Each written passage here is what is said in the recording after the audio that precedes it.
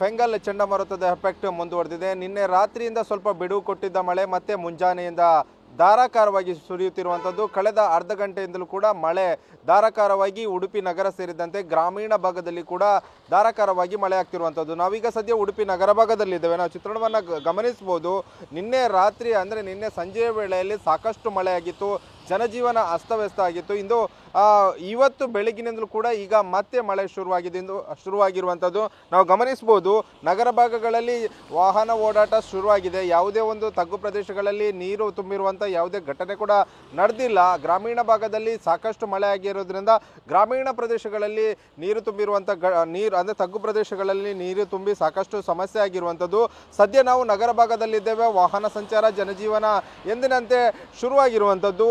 ನಿನ್ನೆ ಸಂಜೆ ವೇಳೆಯಲ್ಲಿ ಧಾರಾಕಾರವಾಗಿ ಸುಮಾರು 2 ಗಂಟೆಗಳ ಒಂದು ಕಾಲ ಮಳೆ ಸುರಿಯಿತು.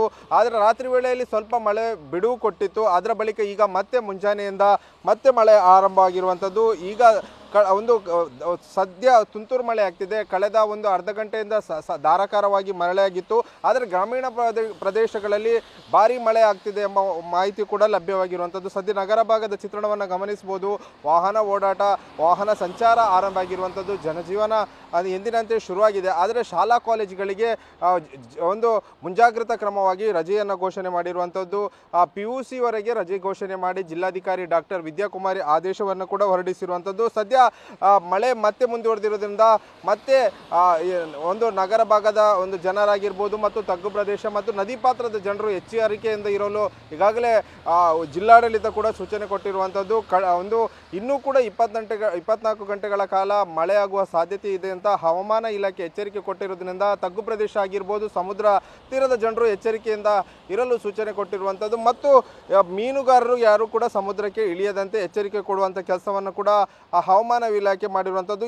ಇದು ಸದ್ಯ ನಗರ ಪ್ರದೇಶದ ಚಿತ್ರಣ ಆಗಿರುವಂಥದ್ದು. ಅದೇ ರೀತಿ ಗ್ರಾಮೀಣ ಪ್ರದೇಶಗಳಲ್ಲಿ ಕೂಡ ಇದೇ ರೀತಿಯ ಚಿತ್ರಣ ಕಾಣ ಸಿಗ್ತಿರುವಂಥದ್ದು. ಯಾಕಂದರೆ ನಿನ್ನೆ ಸಂಜೆಯಿಂದಲೂ ಕೂಡ ಗ್ರಾಮೀಣ ಪ್ರದೇಶಗಳಲ್ಲಿ ಮಳೆ ಆಗ್ತಿದೆ. ಆದರೆ ನಗರ ಪ್ರದೇಶದಲ್ಲಿ ರಾತ್ರಿ ವೇಳೆ ಕೊಂಚ ಮಳೆ ಪ್ರಮಾಣ ಕಡಿಮೆ ಆಗಿತ್ತು. ಈಗ ಮತ್ತೆ ಮಳೆಯ ಪ್ರಮಾಣ ಮತ್ತೆ ಮುಂದುವರೆದಿರುವಂಥದ್ದು. ಮಳೆ ಧಾರಾಕಾರವಾಗಿ ನಗರ ಭಾಗದಲ್ಲಿ ಕೂಡ ಸುರಿಯುತ್ತಿರುವಂಥದ್ದು.